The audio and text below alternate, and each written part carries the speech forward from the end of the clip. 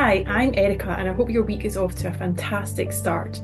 I'm thrilled that you're here, and if you're new to the Tea Minds, then welcome. This is a lovely, warm, cosy space where we pause for tea so that we can reconnect with ourselves, rebalance our mind, body, and spirit, and learn how to savour those precious moments before they slip away. In each episode, we explore how something as simple as a cup of tea can be a gateway to mindfulness, mental fitness, and learning to be more present in the way that we live. With inspiring tea routines, thought provoking insights, and heartfelt conversations with amazing guests, this is your time to pause, rebalance, and thrive. Life is fast, but your tea doesn't have to be. So pop the kettle on, grab your favourite mug, and let's dive into the art of living with a tea mind. Hello, and welcome to today's solo episode of The Tea Mind, a lovely space where we can sip together, slow down, and reflect. So I've got a question for you today. When was the last time that you truly paused, not scrolled or multitask, and not tried to fill the silence with background noise? Just really paused and let your mind still. If that feels like a faraway memory, then you are not alone. Life moves very fast these days, and we're often rushing from one thing to the next, caught up in all the things that we've got to do, just jumping around. But today I want to invite you to consider something really simple yet transformative that you can start introducing into your life every day. And that is creating a space for tea. A little space, however small, where you can return to yourself again and again. So let's explore that together as you grab some tea, get comfortable, and join me for some tea chat. So I want you just to think back to when did tea first become sort of grounding force in your life? And for me, when I think back, it really started when I was a litigation lawyer in London and I used to drink lots of tea to try and sort of perk me up and give me a bit more energy. And those little tea breaks, sort of going to the little kitchen area and meeting my colleagues, was a real sort of space for connection, and it really helped to sort of reset myself. It gave me somewhere to come back to myself. So it was a little start, but it didn't yield fantastic results. And then over the years, as I reflect on it, I have always had various spaces, whether it's been little quiet moments in the early morning before my tea room opened and before anyone else arrived. But it was always sort of infused with the stress of running a busy space. And then I fast forward to when we first walked into our tea space in Leith in Edinburgh. And it's an old converted whiskey bond. And when we walked in the door, our shoulders just dropped. We took a deep breath and just kind of sighed out all our tension. And we kicked off our shoes and just dropped down to the floor and relaxed. And that's been a real sanctuary for us, just to be able to create a little space where we can just keep the outside world at bay and make a little space where we can drink tea either alone, together, with guests. We work with lots of hospitality businesses, and often when they come in, they're willing to just take their shoes off and sit down on our floor seats, and we brew some tea together. And it just really creates a different environment and starts us off on a better footing. So I have learned over the years to recreate that space and that feeling anywhere by having some favorite accessories that mean something personal to me that I turn to time and time again. Whether it's my favorite gaiwan, a special side-handled teapot, I'm still looking for a left-handed one, or a favorite tea runner. So when we're talking about tea spaces, when we're hosting tea ceremonies and setting the tea stage or the chaxi, the tea runner is called a chabu. And I've got some really special ones that I kind of tend to use personally time and time again. Some things that have a lot of meaning, like this one here is a little poor dyed one, which is just really, really special. There's so much time and effort has gone into it. So it does bring that awareness to engage me to slow down a little bit. And then little tea cloths and things that just use for mopping up any spillages. which are really special. I've got lots that have been given to me by dear Japanese friends and colleagues over the years. So yeah, just whatever is calling to you. So I now subconsciously use my tea runner, and it can be one of a multitude of ones, just as a little anchor to help me ground and relax. So whether it's something like this, just by laying down my little mat, it's a bit like yoga or qigong. Just by the act of putting your mat down automatically tells your brain it's a signal to say, right, now's my time to relax. And if you do nothing more, that's a good start. And little tea trays like the wooden ones that are bamboo tea trays with little drainage holes in the middle, just anything, whatever. You can keep it as simple or you can go as all out as you like. So whether it's just me or whether I'm serving tea for a friend or for a group of 100 tea guests, just that one act of laying out my little tea mat or my tea runner just grounds me and settles me into this moment. And I found that it's a fantastic thing that I can take anywhere with me. So more often than not, I've got a little tea runner and a little either bubble cup or a gaiwan. I quite often just roll it in a little tea towel and just sort of wrap it up so it doesn't get broken, and then I can take it anywhere. More often, I'm found having my tea on a beach, and I love our little bubble cup, which has got it's like a one teapot for one, but yeah, it's really really cute. So that's something I just roll up, chuck in my handbag. So for you, think to what your favourite vessel is. Is it a mug? Maybe you've got a little flask that you take with you. It's not about aesthetics or creating a perfect tea corner. It's more about really being intentional and carving out a space where you can start to rebalance and thrive no matter what you're doing or what is going on about you.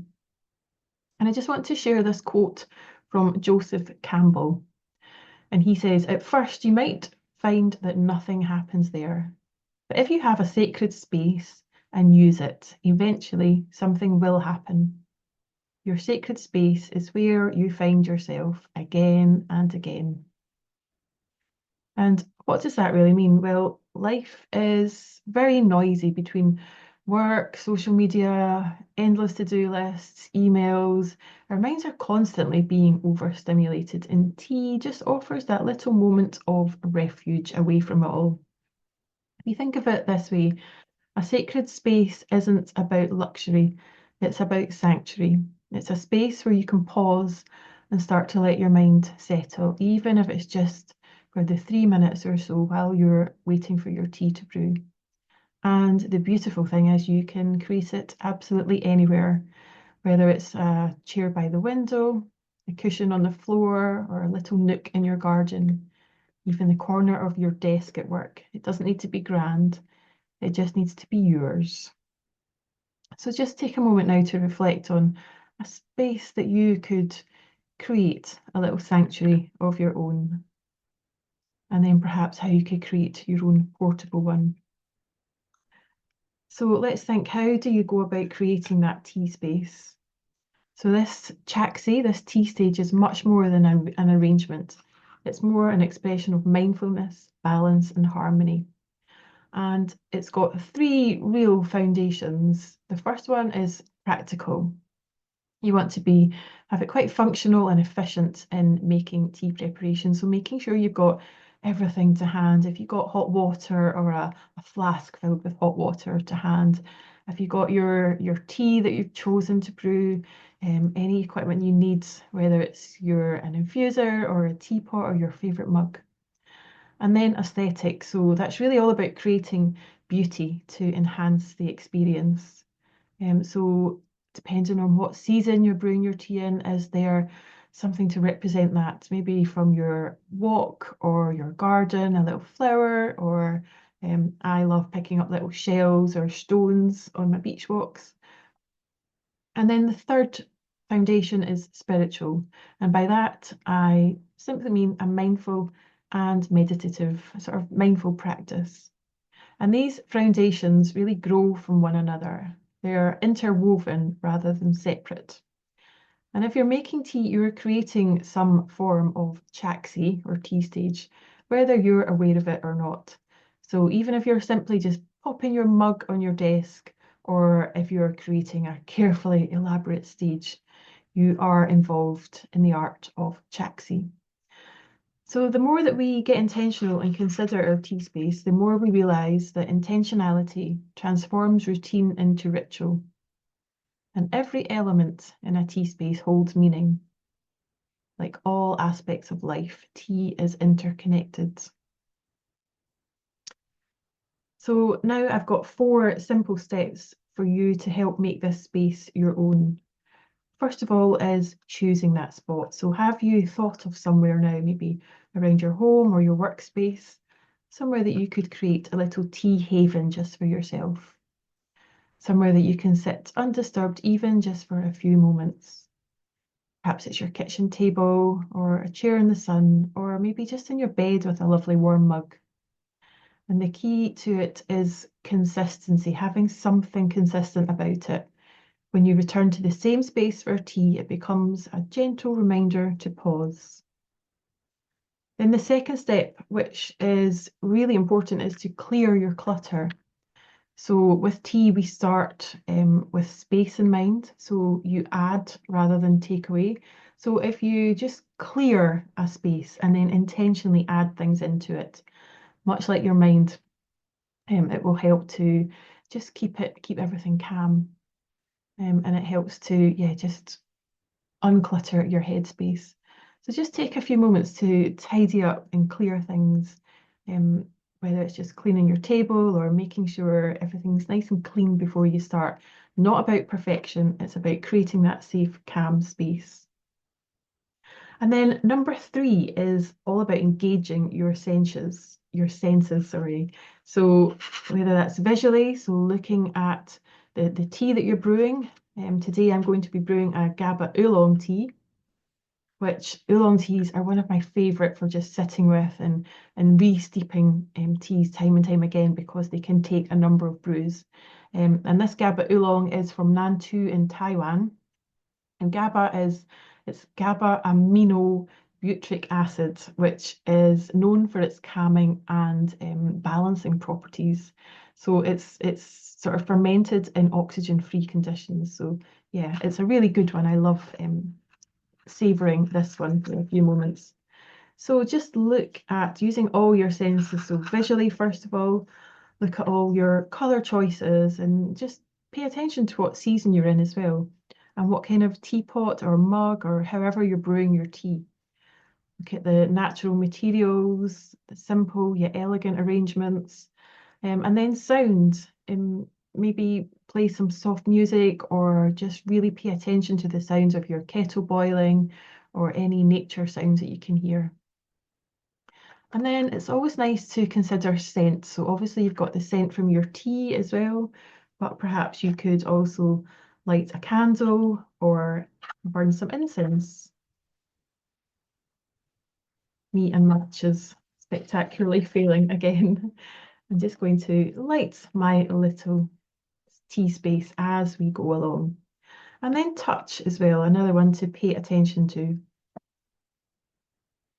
So holding your cup mindfully, just trying to do one thing at a time as you start to brew your tea, feeling the warmth and the texture. So I'm just brewing in my little bubble cup.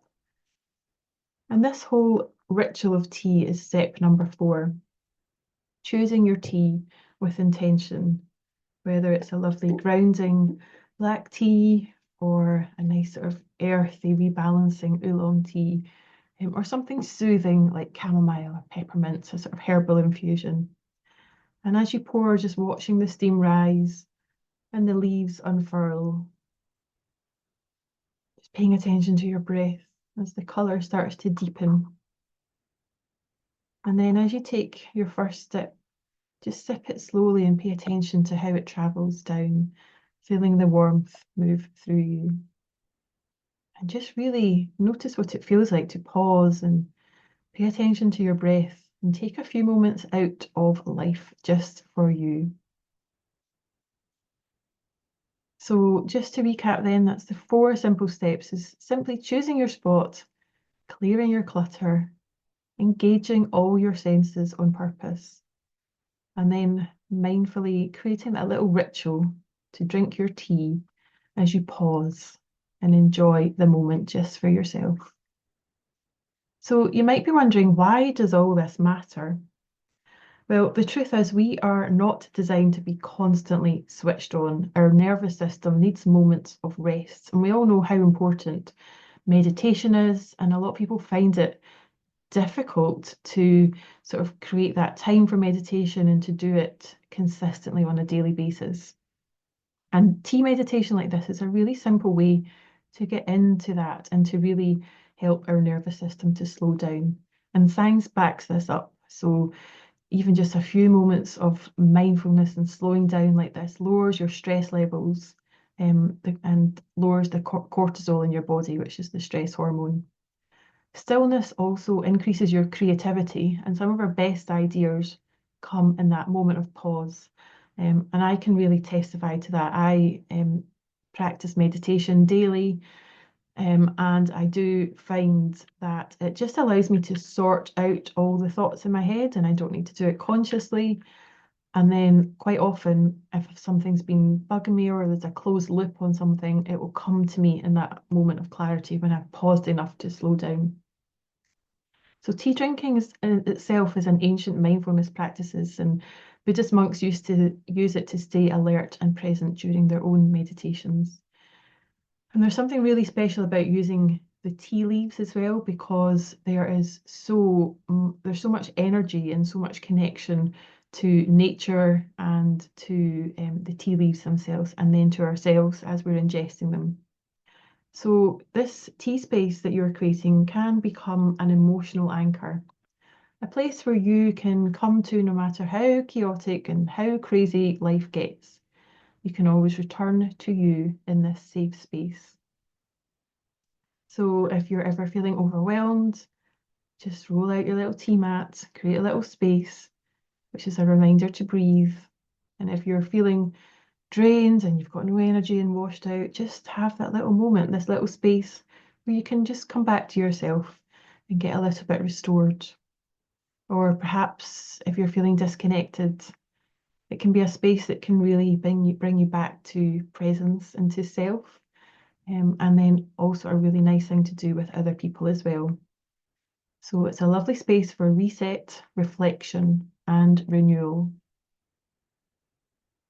So as we wrap up now, I want to leave you with a simple invitation. And it's simply to find a little tea space today, either in your home, in your workplace, or perhaps it's something portable that you can take with you wherever you are. Wherever it is, just start using it today, even if it's just for a few minutes. And then over the course of this week, notice what happens when you return to this space regularly.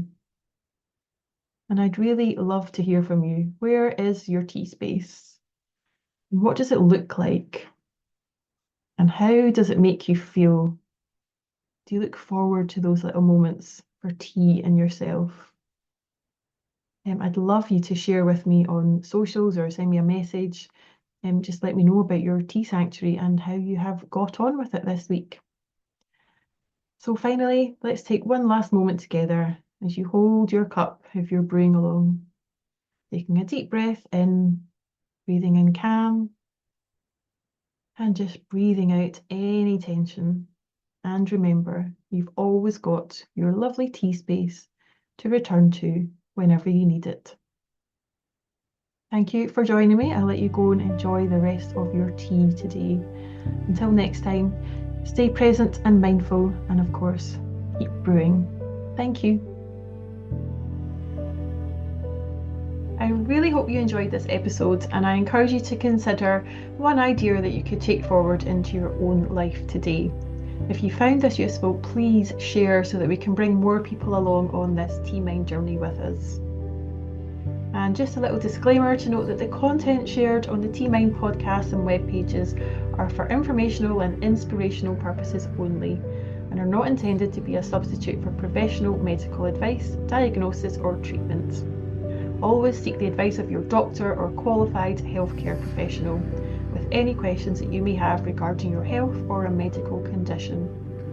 Never disregard professional medical advice or delay seeking it because of something you've heard on this podcast. The hosts and contributors of the T-Mind podcast disclaim any liability for decisions made based on the information provided. Always consult a professional for your individual needs.